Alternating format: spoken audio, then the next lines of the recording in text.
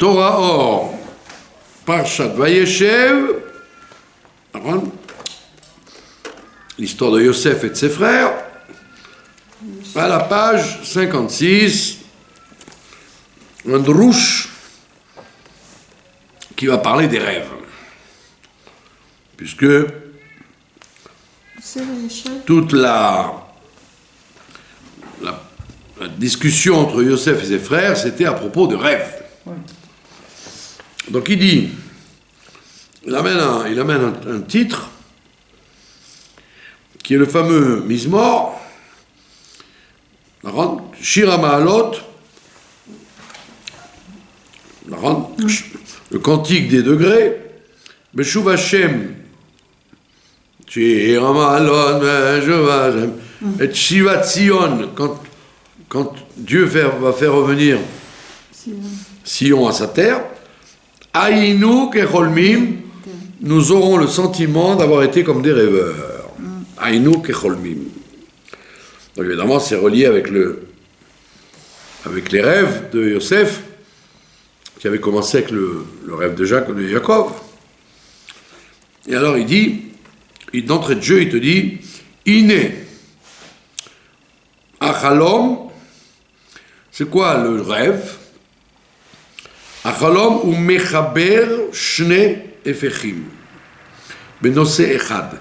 Le rêve, c'est le fait de relier deux contraires dans un même thème. Vous fusionnez deux contraires en même temps. Dans la réalité, c'est pas faisable, mais dans le rêve, c'est faisable. Vous rêvez que vous vous envolez, ou vous rêvez que vous mourrez, vous pouvez rêver des tas de trucs, que vous êtes dans la glace, et puis juste après vous êtes au soleil. On peut rêver des tas de trucs complètement contraires les uns avec les autres. Ou marquive. Et donc le rêve arrive à composer, Shne Inyanim Ephraim, deux sujets contraires, Keilu Ayu le Achadim, comme s'ils étaient unifiés normalement. C'est ça le rêve. D'accord? Ve'ainu Mipnei. Et pourquoi on peut faire ça? Ki Beshena, parce qu'au moment du sommeil, Nistalek Moach HaSechel s'en va, donc de l'individu qui dort, s'en va de lui, le Moach HaSechel, la capacité intellectuelle, Amafrin, qui fait la distinction entre les choses. Quand vous êtes en éveil, alors vous distinguez ce qui est possible, ce qui n'est pas possible, d'accord? Maintenant, vous savez très bien que c'est impossible que le soleil se lève maintenant. C'est bien trop tôt. Donc vous avez un moach, vous avez un intellect, une partie dans l'intellect qui s'appelle un moach, parce que l'intellect c'est global. L'intellect est partagé en plusieurs mochines, en plusieurs cortex. Donc il y a un cortex cérébral qui vous fait dire en état d'éveil que ça c'est possible, ça c'est pas possible. D'accord? Maintenant dans le rêve ça disparaît. Ce sens de distinguer le possible et l'impossible disparaît totalement, et donc dans le rêve il n'y a pratiquement rien d'impossible. Vous pouvez bien que la Gemara dise on ne peut pas faire passer un éléphant dans le chat d'une aiguille. Dans un rêve, on ne fera pas ça. D'accord? Parce que c'est trop extrémiste. Mais sinon, vous pouvez avoir des trucs fantaisistes au maximum dans le rêve. Donc, du fait de ce départ du principe qui nous donne comment on appelle ça, la capacité de séparer le possible et l'impossible, Velo nishar rak koach amedame, il ne reste que l'illusion, que l'imagination. L'imagination, ça part pas. Vous vous rendez compte que c'est révolutionnaire ce qu'il dit, non? Parce qu'à l'époque, on ne concevait pas de parler comme ça. C'est un langage de psychanalyse moderne. Mais Koach Hamedame, et cette fonction d'imagination, Yachol Learkiv, elle est capable de composer Shne Inyanim Ephraim, deux choses complètement contraires, que mot Sfina, Ratsalavir, un bateau qui commence à quitter la mer et commencer à voler dans le ciel. Comment je katav la Rambam, le Shmone Prakim, dans son livre d'introduction au Pirkei Avot. Rak Shebeakitz, simplement quand il se réveille, chez Mitorer, Koach HaSechel, à ce moment-là se réveille le cerveau comme il faut, entièrement, avec toutes ses facultés, ou Asholet al Koach Hamedame, il est capable de diriger l'imagination. Comme on dit vulgairement, tu as fabule. Mais je l'ai vu, il est rentré, il avait une valise de 3 milliards de dollars. Je l'ai vu, je te dis. On dit, tu as fabule. Parce qu'en état d'éveil, on sait très bien ce qui est possible et ce qui n'est pas possible. Ve'eino manicho, et donc le cerveau ne laissera pas l'autre partie du cerveau composer des choses contraires. D'accord? Je suis rentré dans le magasin et quand je suis parti, il m'a dit, vous savez quoi? Prenez la caisse avec vous. D'accord? J'ai acheté un litre de lait, il m'a dit, vous savez quoi? J'ai pas la monnaie, prenez la caisse avec vous. Il dit, mais vous, tu te moques de moi ou quoi? Mais non, je ne moque pas de toi, je te dis, c'est arrivé. Alors je sais très bien que son imagination à cet individu, elle frise la démence. D'accord? Donc je sais mettre la barrière. Mais dans un rêve, il n'y a que ça, il n'y a que l'imagination qui fonctionne. Le fichier Roé, Behaïn, Sichlo, parce qu'il voit avec l'œil de son cerveau, Shehem, Dvarim, Nifradim, que ce sont des choses complètement séparées. La caissière était dans la piscine, et puis avec son scaphandre, elle m'a payé. Oui, c'est ça. Dans le rêve, tu peux rêver ce que tu veux, que le magasin était au fond d'une piscine et que tout le monde est content, etc. Ve'einan mitardim klau. Et donc les choses ne se peuvent absolument pas se fusionner. Ve'kara aïnyan begalout. Voilà. Maintenant on revient. Finissons de rêver, il te dit, tu sais de quoi on parle en fait? De la galoute. Dans la galoute, Nitzot Selokut, l'étincelle de divinité qui est dans l'âme, Benefesh Adam, Sheu Biprinat Shena, elle est en sommeil. La galoute, c'est pas la galoute simplement physique, comme on dit, de ne pas être dans son pays, etc. Mais c'est la galoute du Nefesh, qui est en état de sommeil, de somnolence. Veistalkut amochin, et la galoute fait qu'il y a le cerveau s'en va. Donc, c'est pour ça que tu as à la place n'importe quoi. Au lieu que le mochin qui fonctionne comme il faut, à tel point qu'on peut arriver jusqu'à la prophétie, dans la galoute, les mochin s'en vont à tel point qu'on peut arriver à un abêtissement total à cause du départ du cerveau, jusqu'à même faire partir ce qu'on appelle le Sechel Hayashar, le cerveau droit, la logique, les évidences.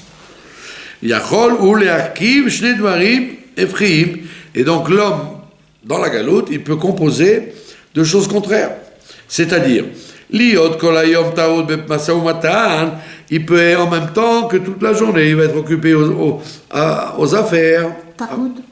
Taroud, préoccupé par ses affaires. Ish de Bitso, chacun a réalisé son travail. Maxeu Zépone, les étaux, et celui-là il est en train de s'occuper de son olivier, l'autre s'occupe de son figuier, chacun il a son job, quoi. Il s'occupe de travailler dans ce monde, matériellement. Agam, Shemat Fila, Meorel et Tahava, et parallèlement, il peut dans sa prière réveiller l'amour,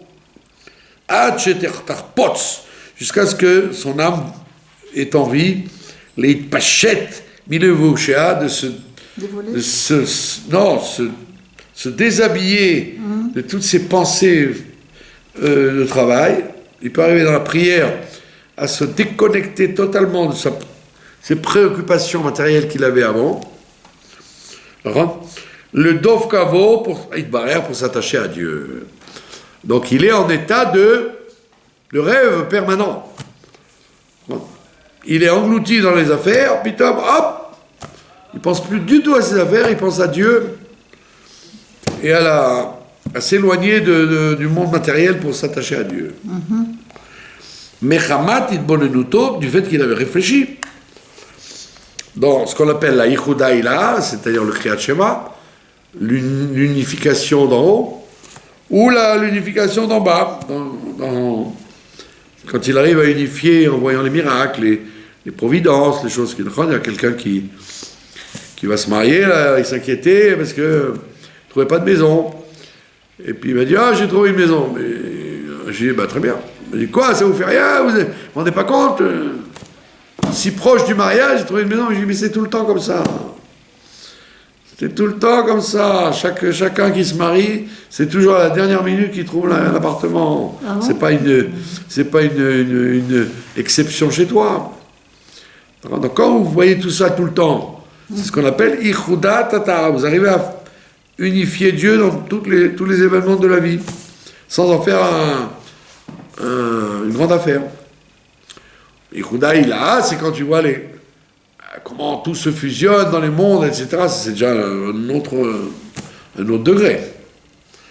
Aval Piken, malgré tout, une fois qu'il a prié, Cholefet, cet amour et cet attachement s'en va. Veoveret, et elle se transforme par autre chose. Il redevient l'homme des affaires qu'il était avant, il y a 5 minutes, avant qu'il prie. Veoveret Ava, donc cet amour s'en va. Mais Enosh Sam, le libo, et il ne réfléchit plus à ça. Kiou, Afour, Aïd Bonenout, parce qu'il est le contraire de la réflexion à ce moment-là. Tant qu'il est dans la réflexion de la prière et de l'étude à plus forte raison, donc il peut être complètement investi dans ça, et puis hop, pitom, il retombe dans le monde matériel dans lequel il était avant. C'est ce que j'appelle méchamment, mais c'est la réalité, c'est la schizophrénie des Juifs. Les Juifs sont des schizophrènes permanents. Les Goïms aussi, mais c'est moins fort, puisqu'il y a un appel moins fort vers le spirituel, et un appel moins fort vers le matériel aussi. Mais des fois, chez les Goïms, il y a deux pôles moins extrêmes. Mais chez les Juifs, c'est beaucoup plus. Mais plutôt que la schizophrénie, on appelle ça un clivage fonctionnel. Ça veut dire que c'est les gens normaux qui peuvent arriver par nécessité à cliver. Alors, c'est méchant de dire schizophrénie, mais c'est pourtant ce qui se passe, parce que entre la folie et la santé mentale, c'est intéressant, ce qui te dit que tu es obligé de le faire, quoi. Tu le fais avec contrôle, avec un contrôle. Alors que le schizophrène, il ne peut pas le faire.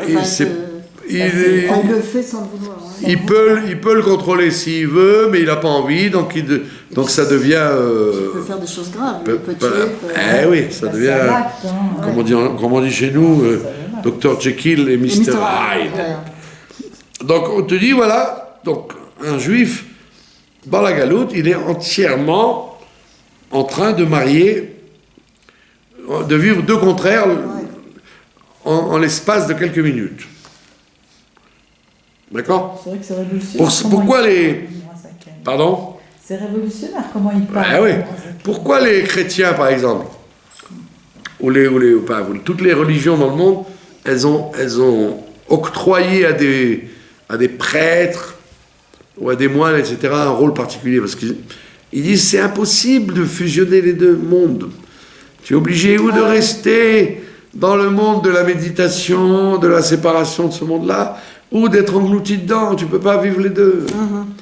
Donc ils ont choisi. Toi, tu dois choisir ou ça, ou ça. Le judaïsme, il te dit non. Même le plus grossier personnage doit consacrer des temps à l'étude et à la prière. Et même le plus mystique des personnages doit consacrer des temps à descendre dans ce monde-là, à s'occuper de la matière. Ça devrait, tout le monde ne le fait pas. Tout le monde le fait. Tout le monde le fait, chacun à son niveau. Il n'y a pas de vrai moine chez les juifs, et il n'y a pas de vrai laïc. Il y a des religieux qui sont complètement retirés du monde. Bah non. Mais vous croyez qu'ils vont pas... Ils vont pas à la Macolette acheter du lait, du pain et du truc. Oui, mais et alors eux, ils n'achètent pas du fromage pour mettre avec la tomate. Mais ils ne travaillent pas. Ça n'a rien à voir avec le travail. On ne parle pas de travail, on parle d'être investi dans le monde. Mais connecté, pas déconnecté. Voilà, être déconnecté complètement. C'est pas des moines. C'est des gens peut-être qui ont du mal à rentrer dans le monde de l'action, comme vous dites. Mais c'est pas des moines. Non. Et donc il y a une obligation d'être sans arrêt en connexion. Comment on appelle ça, en version monde de l'action ou version monde de la pensée. D'accord? Et donc il s'imagine, c'est une imagination dans son cœur, les archives ou les chaber, shnei inyanim, ephraim, et il s'imagine arriver à fusionner. Yachad, keilu, ayal achadim, comme si c'était vraiment fusionné. VM nifradim et behemet em nifradim. Mais en vérité, il s'imagine ça. Mais c'est pas vrai, il n'est pas vraiment déconnecté du monde matériel quand il prie. Il veut le croire. Il s'imagine cette chose-là, il essaye de le faire. C'est évident qu'il n'y arrive pas. Parce qu'il redescend sur terre avec une facilité déconcertante. Vous voyez bien, quand quelqu'un finit de prier, il range son talit, ses tefilines, son sidour, et il va vite acheter un croissant pour déjeuner, ou un café crème. Il n'est pas perdu dans le monde, il retrouve ce monde comme il avait quitté avant le matin. Et donc ce sont des dimensions qui ne sont pas en fait si éloignées l'une de l'autre. Qui agam dirtiv batorah, il est bien que ce soit écrit Sheshanim tizra sadecha, 6 ans d'affilée tu planteras ton champ. Voilà, à propos de la Shemitah. Vechen bekriyat shema, là-bas qui s'écrit dans le kriyat shema, ou leovdo bechol levavchem, vous le servirez de tous vos cœurs. D'accord? Ça veut dire que tu dois oublier complètement. Tu sers Dieu de tout ton cœur, de tous tes cœurs. Venatati metar tsechem, et à ce moment-là, je vous donnerai de la pluie. Vasavta de ganecha, tu rassembleras ton blé. Ine akol ou al derech avodat. Mais en vérité, tout doit se faire par un travail. C'est pas naturellement chez lui qu'il essaye de rendre, qui se dit, si je fais la volonté de Dieu, j'aurai de l'aisance matérielle. C'est pas naturel chez lui, il se travaille pour ça. Parce que naturellement, il aurait dit, écoute, on voit bien qu'il y a des gens qui travaillent pas, ou qui travaillent malhonnêtement, et qui sont très riches. Donc, qu'est-ce que c'est que cette vision qu'on me dit d'avoir? Déconnecte-toi de la matière. Pendant 6 jours, tu travailles, le 7e, tu te reposes. Pendant 6 ans, tu sèmes. Pendant la 7e année, tu fais Shemitah. Tu donnes ton cœur à Dieu et Dieu te donnera la pluie. D'accord, c'est un travail. Chez Bechol, Inyane Olamazé, parce que dans tous les sujets de ce monde-là, Yesh Baem Inyan Avodat Hashem. Donc, Dieu a fait en sorte que dans tous les sujets matériels, on demande de faire un service de Dieu. En tout. Quand tu manges, quand tu travailles, quand tu te promènes, quand tu t'habilles, dans tout ce que tu fais. D'accord ? Que pas seulement les choses spirituelles, on te demande de les faire spirituellement, mais même les choses matérielles, on te demande d'y mettre dedans de la spiritualité. De faire une avodat Hashem. D'accord ? Shabbat, on vous dit, tu ne dois pas stam manger comme ça, tu dois mettre une nappe blanche, tu dois faire le kiddush, tu dois parler Torah à table, tu ne dois pas parler de shtouyot, de politique ou de football. Donc ça veut dire qu'on aurait dit, puisqu'on te dit de manger, fais ce que tu veux. Goinfre-toi et parle de bêtises. On te dit, non seulement tu ne te goinfres pas, tu dois rester habillé proprement à table, mais en plus on te limite dans ce que tu dois dire et pas dire Shabbat. Donc on voit bien que même quand on t'oblige, ou qu'on te permette, ou qu'on t'oblige à faire une action matérielle, on lui met des limites pour qu'elle soit un service de Dieu. D'accord ?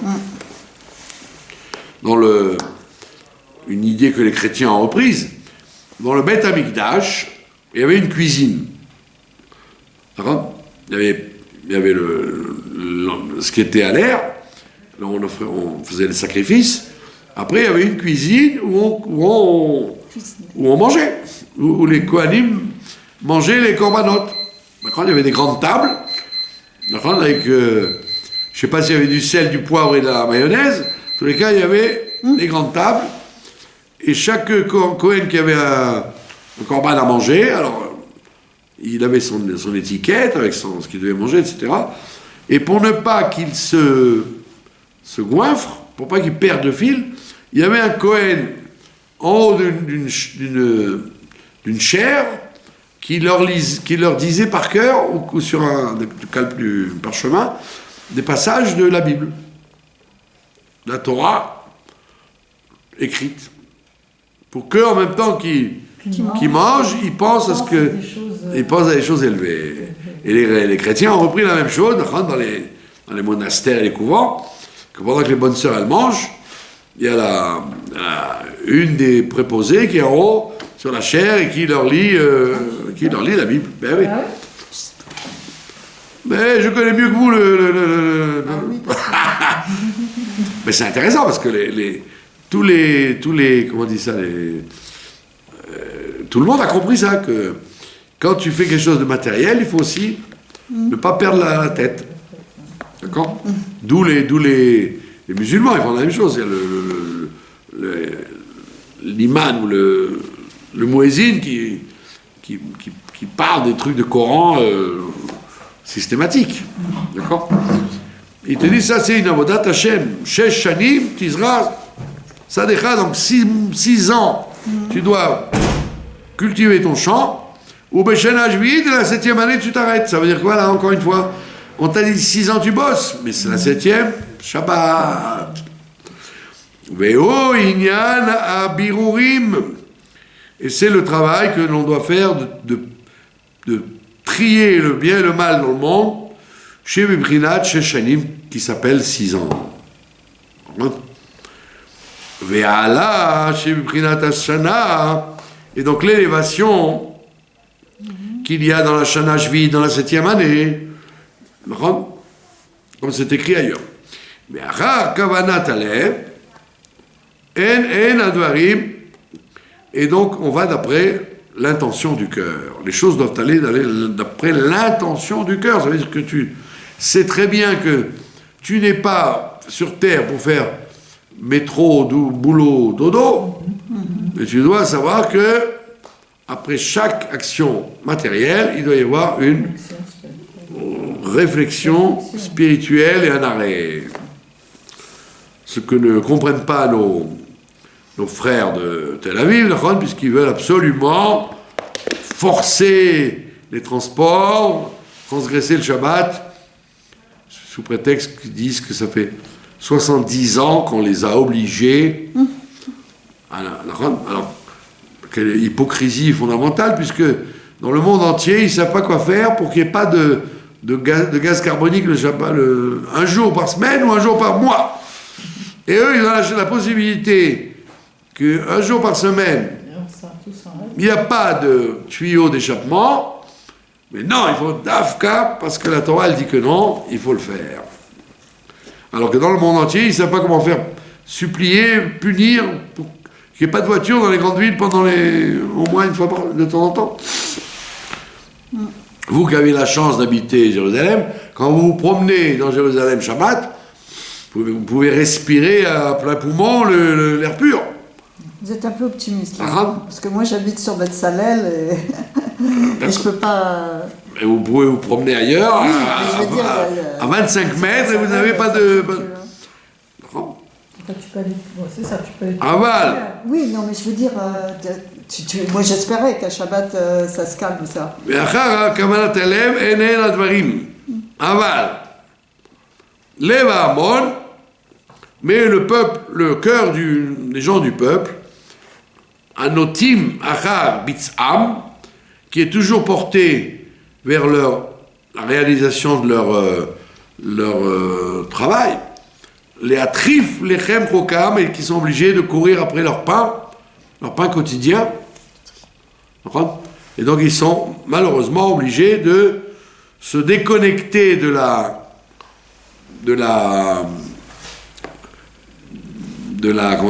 métaphysique, de la réflexion, et se jeter dans le monde matériel, les pauvres. Kipshuto, dans la pratique. Levava, loken, et donc leur cœur n'est pas vraiment impliqué dans le spirituel. Ils font semblant, ils s'imaginent parce qu'ils le veulent bien, ils jouent le jeu, c'est la méthode Coué, ils s'imaginent ne pas être entièrement matériel et avoir des temps de déconnexion. Comme ça, il leur semble. Velibam, l'onachon, et leur cœur n'est pas en vérité dirigé vers ça. Leur cœur est entièrement dirigé vers la matière, et ils font semblant, c'est une imagination qui se donne, de pouvoir se déconnecter à certains moments de la journée, de la semaine, de leurs activités matérielles. Alpi akavana rouya, leur cœur n'est pas comme il faut, d'après l'intention qu'il faudrait. Rakol isham bechol cheftsam, mais en vérité leur véritable préoccupation et leur véritable désir, les malotes des marsoram, c'est de remplir leur manque élémentaire, de leur vitalité élémentaire. Asher yirsar lahem, qui leur manque à chaque fois, betsorke agouf, goufam, dans les besoins physiques. Veosim mitsorke agouf, et malheureusement, ils sont obligés de faire des besoins matériels, l'essentiel, et zeu mamash, ipur itorerut shevit fila, c'est le contraire du réveil qu'il y avait dans la prière. Dans la prière, ils ont bien voulu se noyer dans les mondes, et monter, s'oublier dans la prière, Mais la dure réalité les rappelle à l'ordre, et ils sont obligés de pallier et de faire face à au manque matériel dans lequel ils sont. Beliot nikba belibo ahava, il aurait bien voulu fixer dans son cœur l'amour pour Dieu, le vada uniquement, belit arovet zar, sans qu'il y ait un étranger qui se mêle de ça. Et c'est malheureusement ce qui se passe. Donc ils vivent donc dans une schizophrénie permanente de je voudrais me déconnecter et me fusionner vers les choses infinies, mais je suis rappelé par les vicissitudes de la vie à me balayer, à nettoyer mon verre, à chercher de quoi manger, de quoi payer mes factures, etc., etc. Sans arrêt, une volonté mais une réalité qui rappelle alors. C'est notre réalité humaine, en même temps. Pardon ? C'est notre réalité humaine. Du fait qu'on ne peut pas... on a un corps... Non, c'est la même chose que toi. Hein ? Ben oui, tu pourrais arriver... C'est pas évident. Ben oui, tu pourrais espérer être comme de Moshe Rabbeinu, qui n'a pas mangé et pas bu pendant 40 jours. Un état... mais ça, évidemment, la Morazaka n'est pas en train de parler des exceptions, des âmes exceptionnelles. Il parle de l'immense majorité des êtres humains. Et après ces vérités qu'on a citées, lo yipol lev adam, l'homme ne doit pas tomber dans le désespoir. Ce qui va dire à quoi bon me fatigue-je à essayer de prier, étudier, etc., puisque la réalité m'oblige à redescendre dans des situations bassement matérielles. L'omar qui il est en train de se dire, mais tout ça en vérité c'est des illusions.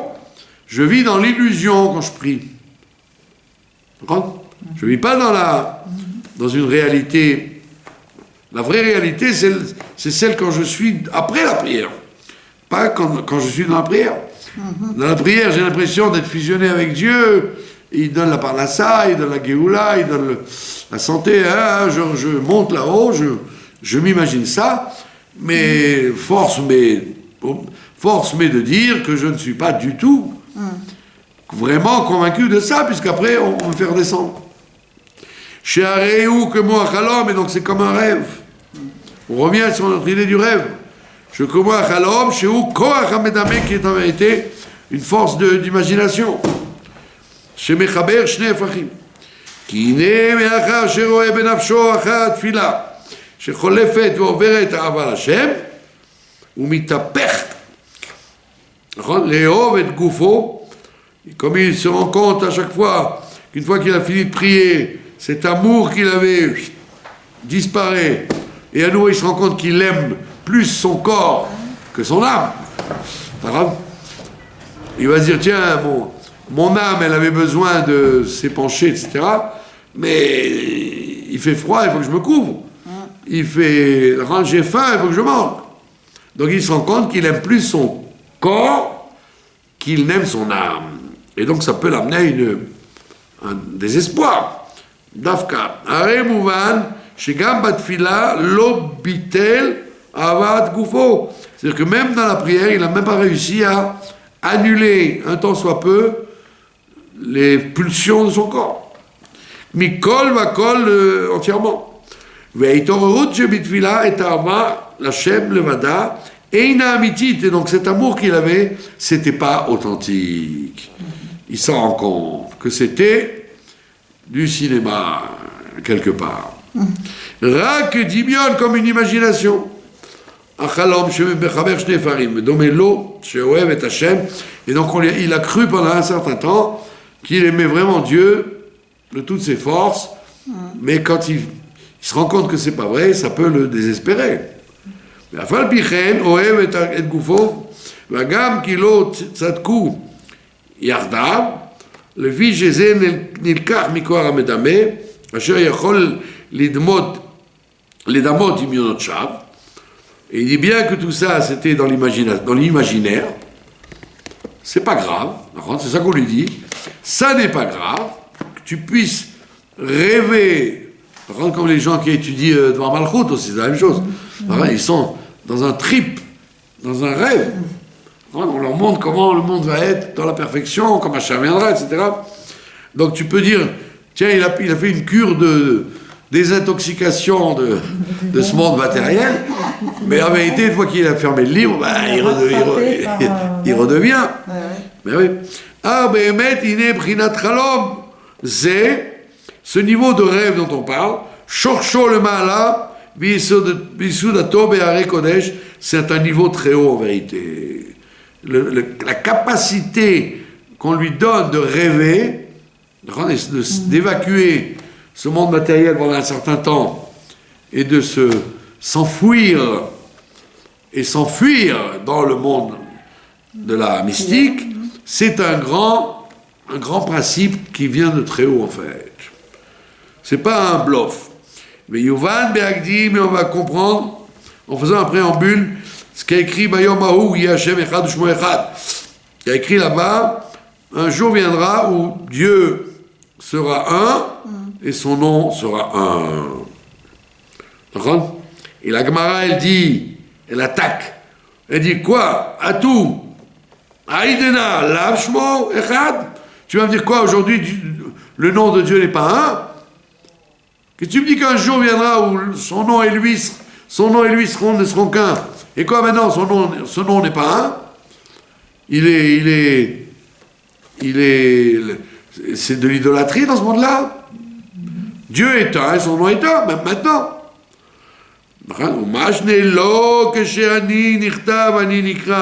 Et la Gemara elle répond, non, comme je serai écrit, je serai lu. Ça veut dire, comme il y a la théorie, l'idéal des choses, il y aura la réalité des choses.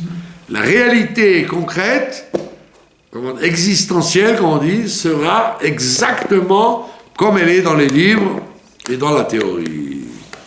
C'est très fort. Comme je suis écrit, je serai lu.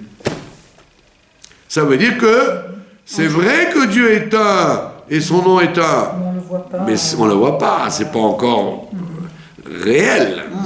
C'est dans une réalité théorique, pas dans une réalité pratique. Mais Inyan Kishmo ou Bechinat Galout. Et donc, qu'est-ce que c'est son nom ? Son nom, il est au niveau de Galout. Son nom, comme il est appelé dans le monde, il est en état de Galout. Mais la reine, Eino Nikra, donc il ne peut pas être appelé comme il se doit, comme il est écrit.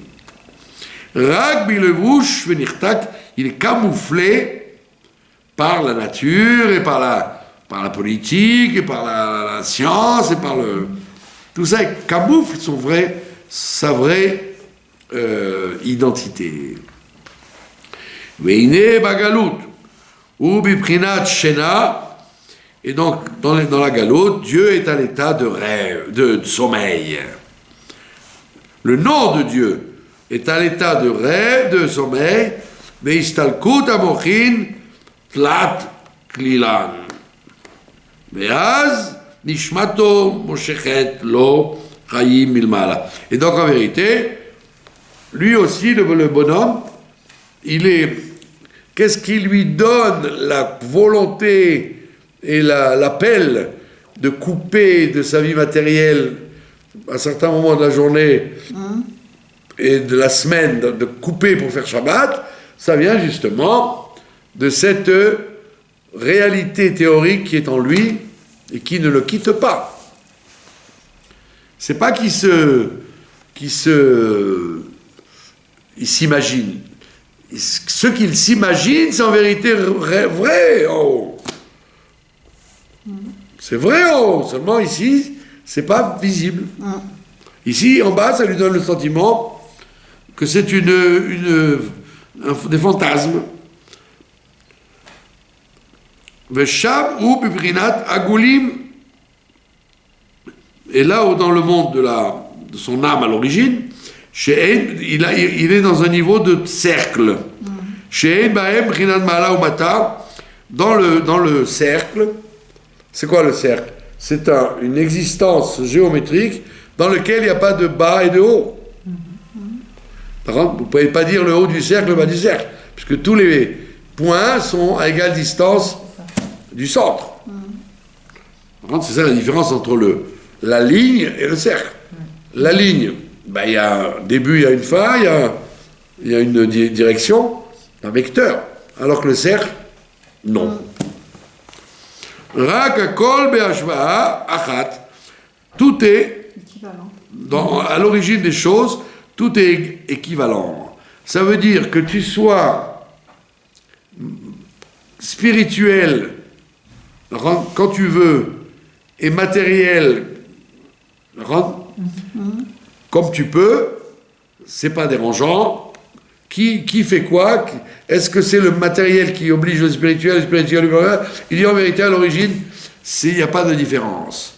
Tu dois sentir que tu es aussi bien en mission de Dieu quand tu fais ta tefila que quand tu te mets à table ou quand tu vas au travail.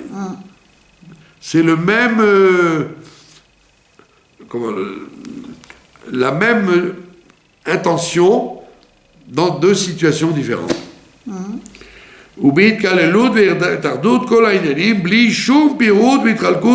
Et là-bas, là-haut, il n'y a pas de différenciation, c'est pas un rêve là-haut. C'est vraiment comme ça. Kenodam et Amarazal, comme c'est Christ qu'on dit les sages, Elou ve'elou divrei Elokim chaim. Ça et ça, c'est aussi vrai l'un que l'autre. Rak, que shenim shach, derer kavim, voilà, seulement quand ça arrive par des lignes, ça reste pas en cercle, ça devient en des lignes. Azay yesh itralkut, alors il y a une différenciation. Il y a la ligne de droite, la ligne de gauche, la ligne du milieu, etc., etc.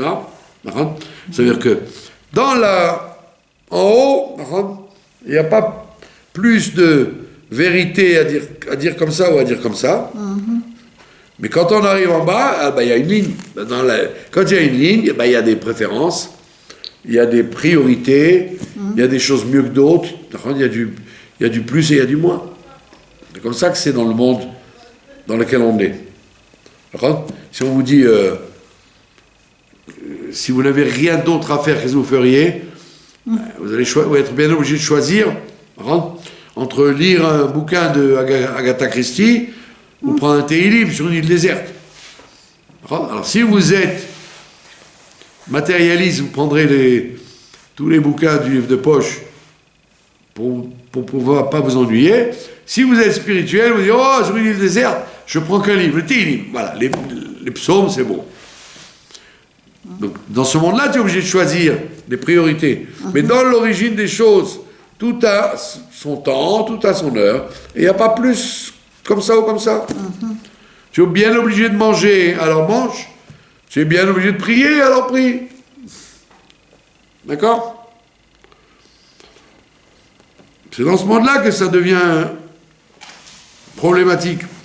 Et Sham, Itralkut, là-haut, il n'y a pas de différenciation claire. Sham, Kol Advarim, Amit Pardim le Matat, toutes les choses qui vont se séparer en bas, Mechubarim, elles sont d'Afka unifiées là-haut. Dans ce monde-là, vous pouvez y avoir des querelles entre X et Y. Parce que chacun, il a sa vision des choses. Celui-là, il voit noir, l'autre, il voit blanc. Mais en haut, à l'intérieur, d'ailleurs, c'est pour ça que dans un rêve, vous pouvez rêver qu'il y a la paix entre deux individus qui sur Terre se bagarrent. Parce qu'en haut, il n'y a pas ces différenciations. Tout est jouable, tout est négociable. Dans ce monde-là, vous êtes obligé de choisir. Donc, il peut y avoir, effectivement, des conflits qui ne sont pas résolus, ni potentiellement, ni concrètement. On termine.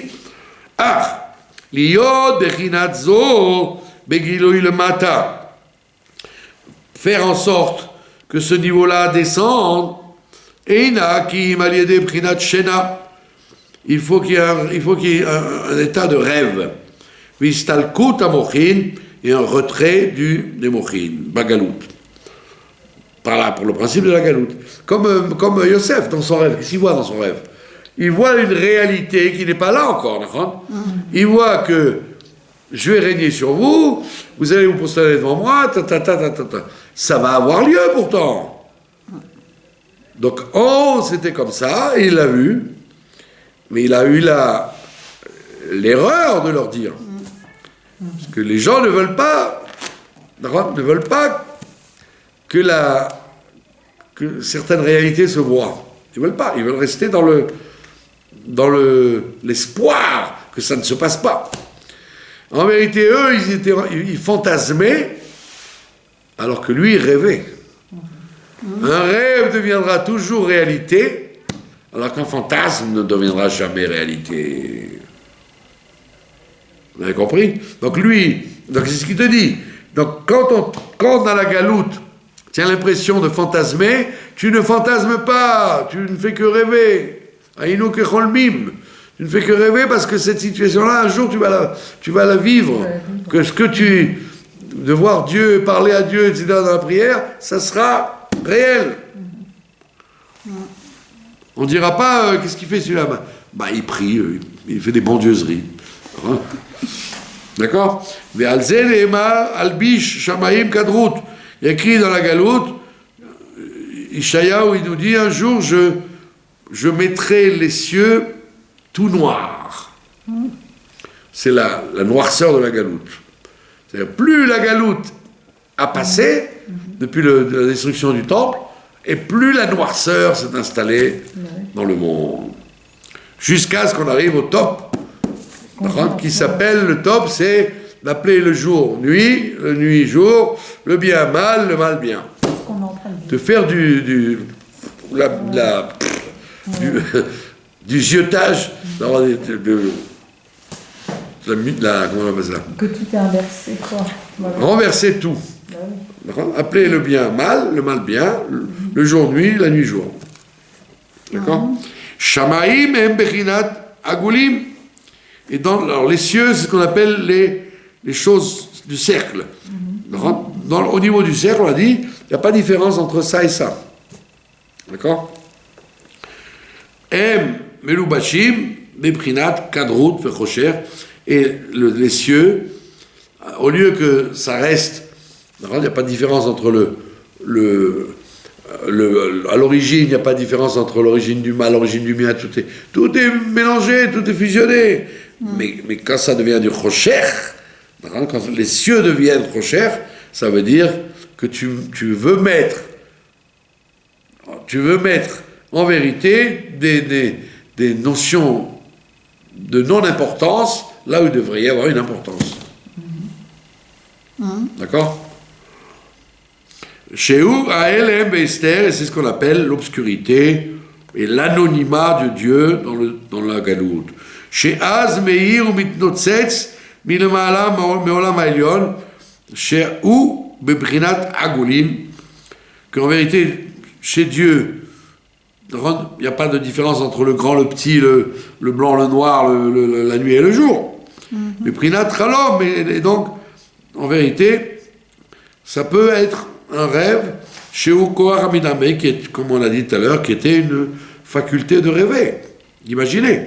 Les Chaber Shnei Fachim Benose Echad, de fusionner deux choses dans un même sujet. Keilu Hem Achadim Mamash. Le fiche Behemet Beshorsham Baolam Ha'elyon, parce qu'en vérité, à l'origine, ils sont effectivement fusionnés. Ki Sham ou Bechinat Agulim, parce qu'en haut, effectivement, il n'y a pas de différence. Rak le mata, c'est quand on descend. Là, il y a une différenciation. Comme on l'a dit tout à l'heure, il y avait des kavim. Il y a la ligne de la prière, la ligne de la Torah, la ligne de l'action, le matériel, le spirituel, le bien, le mal,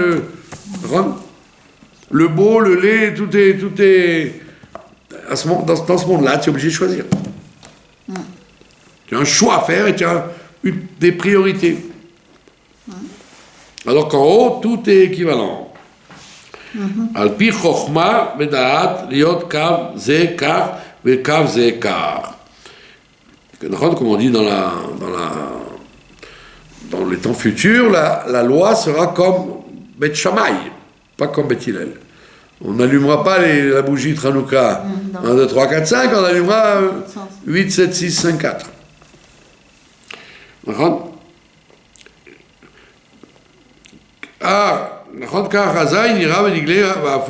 On pourra voir même le contraire. C'est pour ça qu'on dit dans la Chassidut que dans le monde futur, les gens plus petits, très petits, on verra leur grandeur autant qu'on voit la grandeur des grands. Les grands ne seront pas... les petits ne seront pas petits. On verra la grandeur du monde de l'action, du monde de la simplicité, du monde de la franchise, etc. Pas besoin d'être un grand. Donc il y aura déjà un début de transformation. D'accord ? Comme on dit, on a toujours besoin d'un plus petit que soi. Mais on te dira non, pas seulement on a besoin d'un plus petit que soi, on verra la grandeur du plus petit vis-à-vis du plus grand.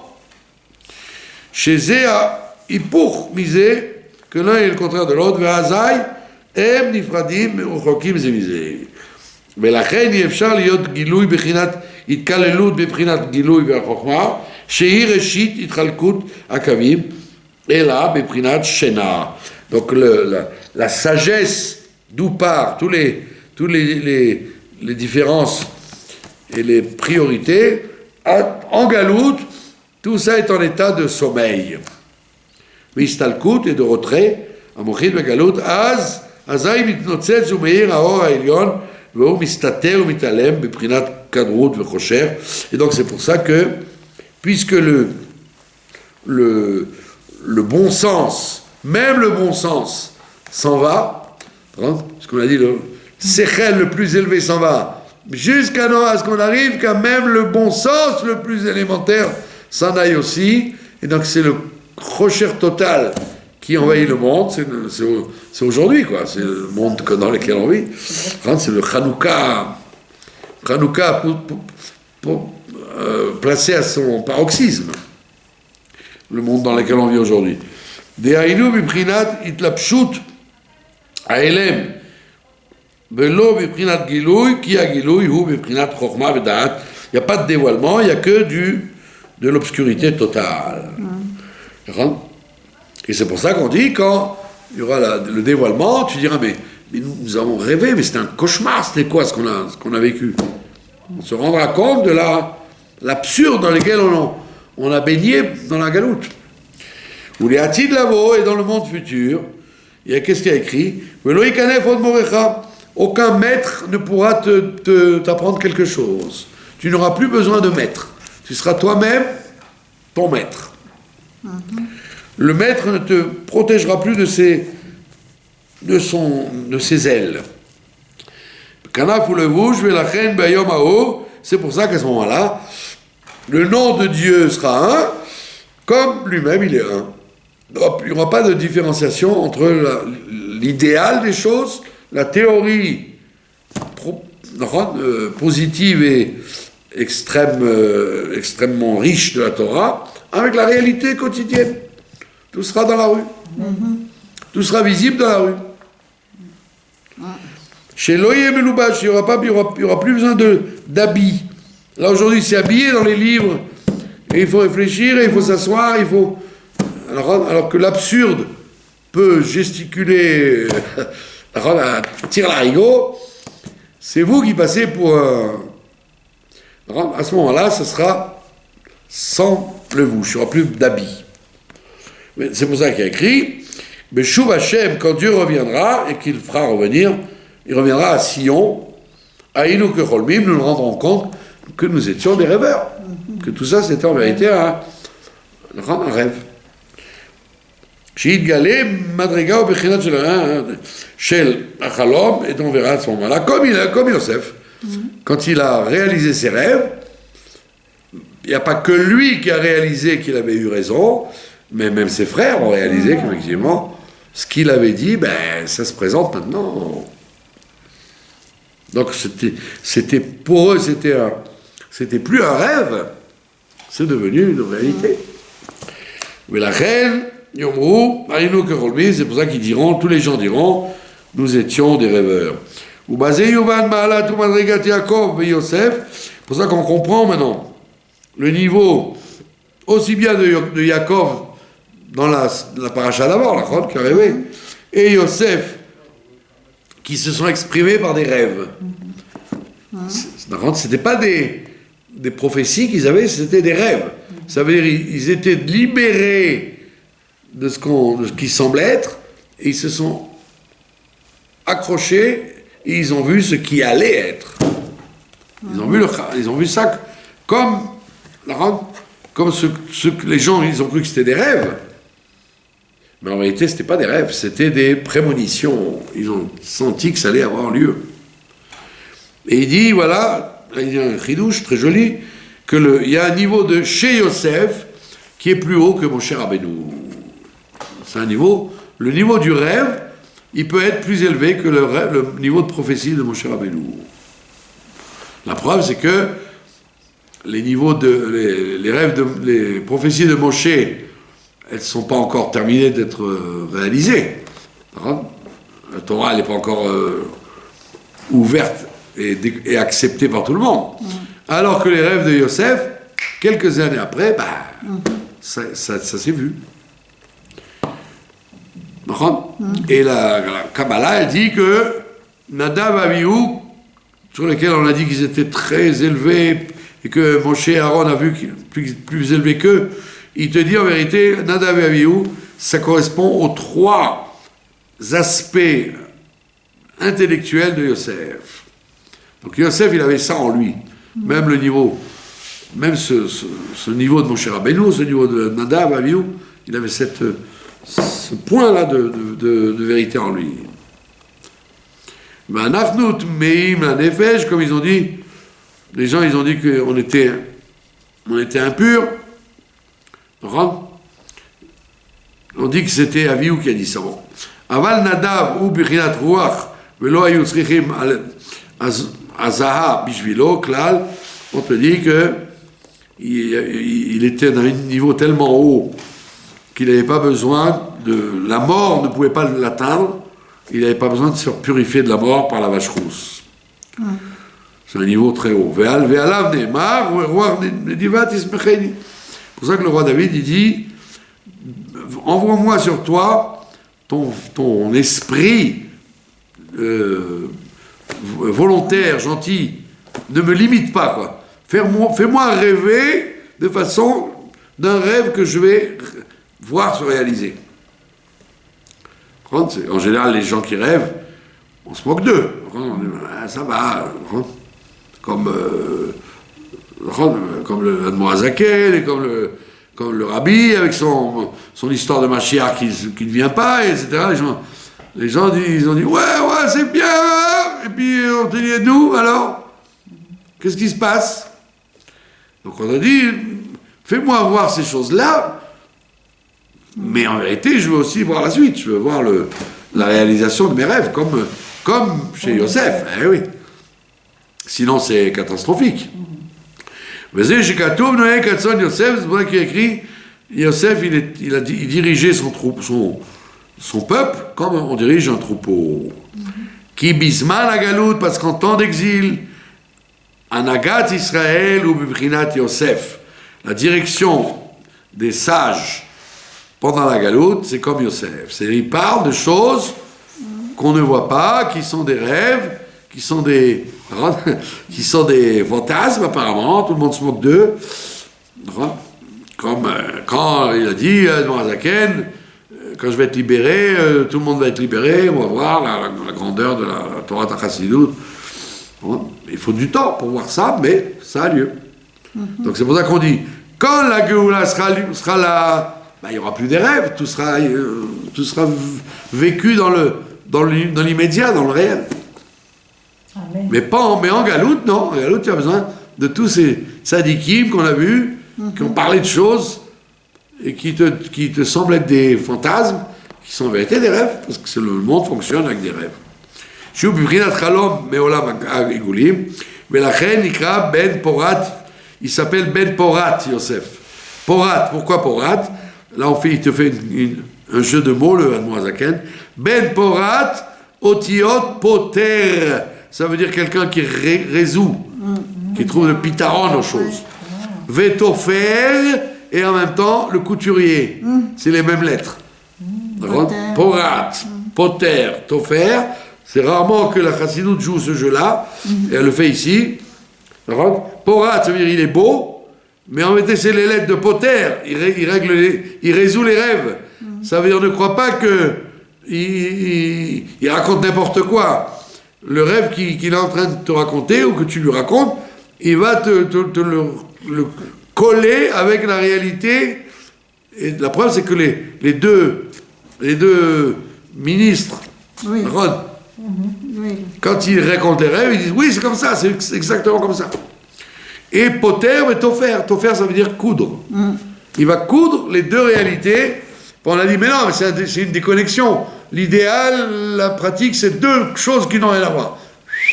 Tu peux les recoller l'une avec l'autre. L'interprète. De faire, comme on dit, faire tes désirs une réalité, d'accord? Donc c'est ce qui va être, il va travailler de mechaber, d'unifier la théorie avec la pratique dans le concret. C'est pour ça qu'il a prouvé qu'il était un vrai rêveur et pas un fantasmeur. C'est que dans les choses très importantes, le pharaon, etc., il a dit c'est comme ça, et c'est comme ça, et c'est comme ça, et ça va être comme ça. Merci beaucoup. Je le lis. Voilà, je vous remercie de votre attention. Je vous souhaite une bonne année de la Chassidoute, de vivre d'après ses enseignements et ses